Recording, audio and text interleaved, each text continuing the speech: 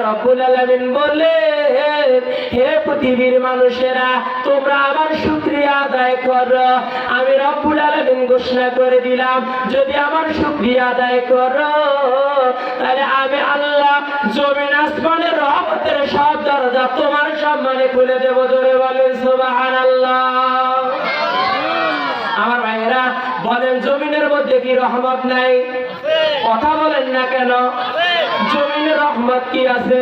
আপনারা দেখেন, ছোট্ট একটু আলুর অঙ্কুর আমরা জমিনে রাখি, এই আলুর অঙ্কুর থেকে শত শত আলুগুলো দান করেন কে?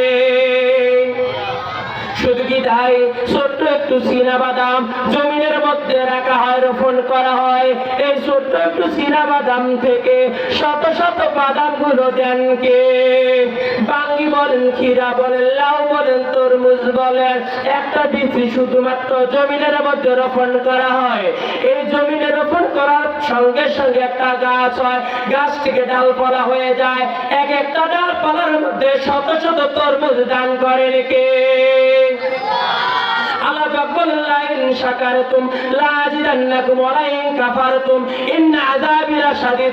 আল্লাহ বলে, বান্দারে, আমার নিয়ামতের শুকরিয়া আদায় করো, আমি রব্বুল আলামিন আরো নিয়ামতগুলো বাড়িয়ে দেব। জোরে বলেন সুবহানাল্লাহ।